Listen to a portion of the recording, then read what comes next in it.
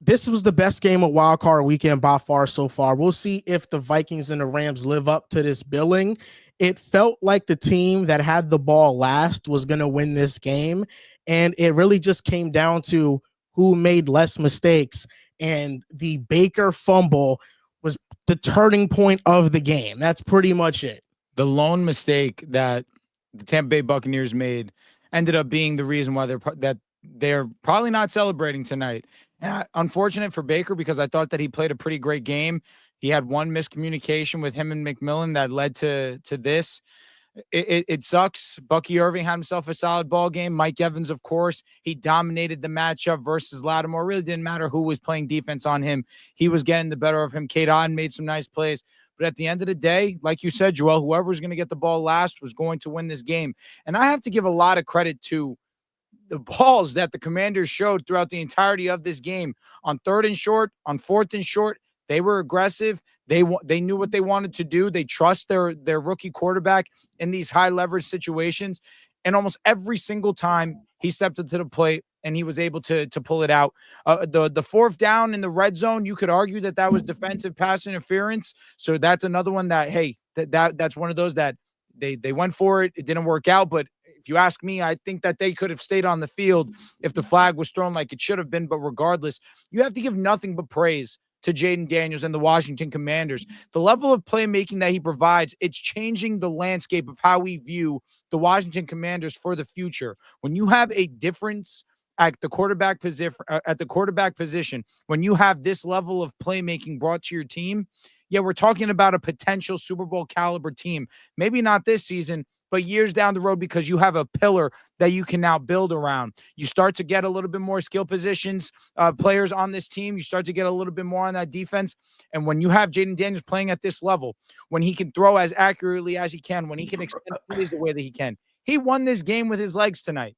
You have to give him endless praise. Shout out to what they've been able to do. A rookie quarterback going ahead and giving them their first playoff win since 2005. 100% shout out to the Commanders and Jayden Daniels. Yeah, I tweeted about this and people thought I was trolling. No, I actually hate that this guy is so fucking good because now I have to deal with him twice in my division. You know, He's it's the pretty best quarterback in the aggravating. division. Okay, like we're the best team in the division by far, so that shit doesn't move me. Yep. But I'll say that Jayden, he played great tonight. A rookie, and they kept talking about it. A rookie having that much composure, that much just confidence in his game, especially in the fourth quarter in a playoff game, to just be able to execute, make plays with his feet, understand the situation, be able to just be, keep his composure alive. I think that was huge. And then the fact that Terry made some big plays, De'Ami Brown made some big plays. I mean, this offense, which Austin Eckler at times made some big plays. I mean, this offense just had a bunch of guys that came up for him big. And we talked about it. This Commanders Bucks game was going to be about who made one mistake or whose offense was going to have the ball at the end of the game. And the Commanders had a lot of opportunities where they decided to go for it on fourth down, which at sometimes I felt like, you could have just taken the points, but, they trusted their offense enough. They trusted their defense to get a few stops and they'll get the ball back. And, for Tampa Bay, first off, shout out to Mike Evans. He had a big game, was absolutely destroying Lattimore. Shout out to Baker Mayfield. Shout out to Bucky Irvin. Bucky Irvin was playing really well this game. Kay Auden had a big play in the fourth. But yeah, this like Baker fumbling. It's not that Baker fumbled, it's where he fumbled. He fumbled Fact. deep into their territory. You fumbled in the middle of the field, maybe it's a different vibe, maybe they get a stop, but fumbling that close to your end zone really puts you in a tough position. And if I'm not mistaken, the Commanders came up with 3 points, or either way, they came up with some points on that possession, and that really hurts you. I feel like if you didn't fumble at that place, or if you didn't fumble at all, maybe you go down there, you score, or you get 3 points yourself. But that was really kind of the moment you look at where maybe it was Baker miscalculating or something like that, or he just didn't get the snap off right. But that was the moment you look in this game like, damn, this is the moment where we felt like we lost this game. But like Drew mentioned, first win for the Commanders since 2005. That's almost 20 years ago. That's so long ago. Shout out to Commanders. They're building something great. And, like you mentioned, when you have somebody at the quarterback spot, it says a rookie, you can now build your team around him for years to come. This definitely puts you in a great spot because, the NFC is run by great teams. This isn't the AFC where we have quarterbacks that are demons. No, this is an NFC where you build a great team. That's how you operate in this conference. So for the Commanders, you kind of already have that quarterback that can kind of show you he can be that. Now it's just about building a great team. So that fumble, it led to a touchdown. There we go. Okay. And then the other operational issue later, when they were on 3rd and 1, like a bad snap led to them getting stuffed and settling for a field goal. So just like those operational issues really cost the Buccaneers points. What do you got to say, Dels? Yeah, I mean, Jayden Daniels is the story of the day. He's the story of the night. It's hard not to look at this team and just reference the Texans from last year, right? Going into this year, we had very little expectations. First time, or I shouldn't say first time head coach, but new head coach, defensive minded, play callers that we were probably skeptical about, and Bobby Slowick and Cliff Kingsbury, and quarterbacks. So I think even had questions coming out of college, even though they were number 2 overall pick, right? The fact that Jayden Daniels is this good already, I know he's an older prospect, right?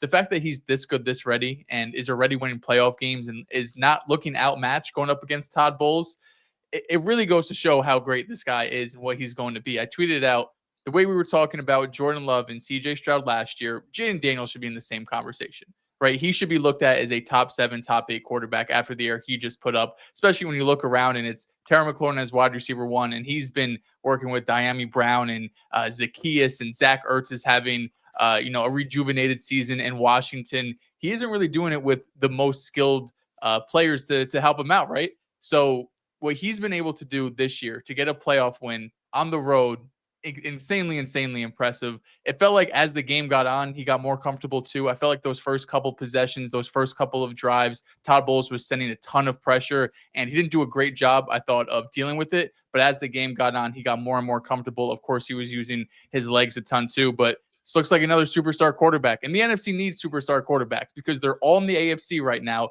And Jayden Daniels looks like, if I had to rank all NFC quarterbacks and who has the best chance to become a superstar, Jayden Daniels is probably the top of that list. And like Cam Newton said, that definition of just becoming a game changer. Jayden Daniels is a game changer. And I feel like the way that you have to play him, defenses have to play him. Like we saw it a couple times with Tampa Bay where there were usually you drop 2 linebackers in coverage in those zone coverages. And then, but against the Commanders, they have to stay up at the line just in case that he scrambles. Like there's so much pull that he has because he can use his legs at such an efficient level. I was looking at these stats, and there were only 2 punts in this game. The Buccaneers punted twice. The Commanders didn't punt at all. And I think what's been so impressive about their season is their willingness to go for it on 4th down. That has followed them into the playoffs. They were 3 for 5 on 4th down.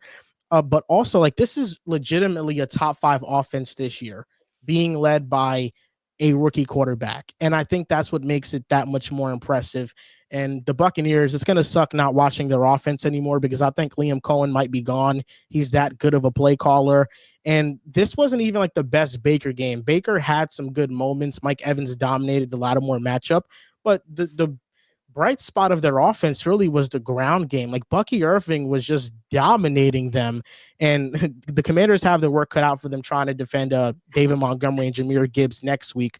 But definitely enjoy this one. This was a special game. Dels, is this the guy you put over Herbert? Does he take the 5 spot? Yeah, I don't know if I could do it just yet, but I mean, he's in the range. He's in there. He's in striking distance. If he goes and has another elite regular season next year, he wins a playoff game again, it's going to be hard to keep him out of those conversations. Dude, he actually looked just like Lamar Jackson today. I did not know if there's another quarterback that could replicate Lamar's style of play because I didn't know if he'd see a level of athlete like Lamar Jackson. Again, at the quarterback position, Anthony Richardson was supposed to be that guy, but of course, he's not that level of passer. Jayden Daniels looks like Lamar.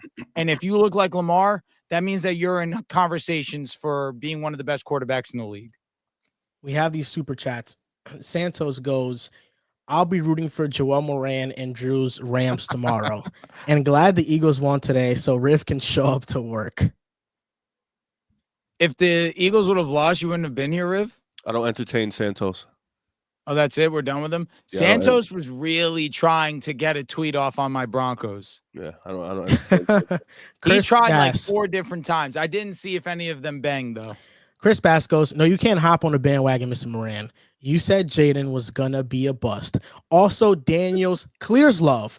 Top 3 quarterback in 3 NFC easily.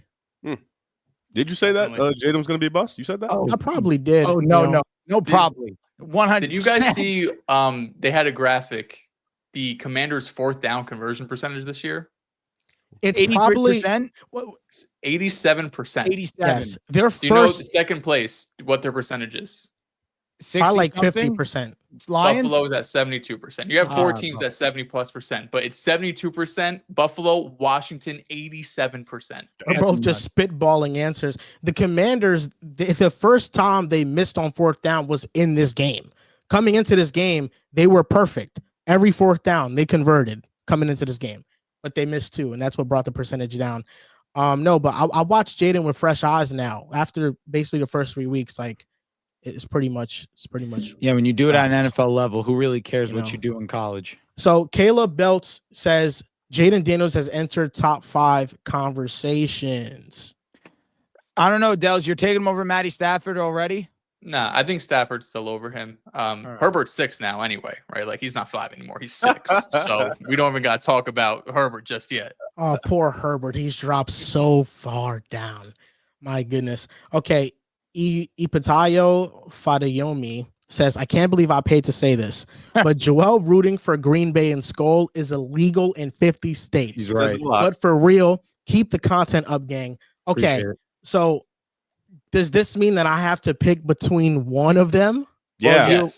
Well, it's too late. He's going to pick the Vikings because you do it in every division you root for. Let's just call it how we see it, brother. If I have to pick one of them, I'm picking the team that's still in the playoff race, baby. Yeah. Let's go. We're here. Let's go, baby. Let's go.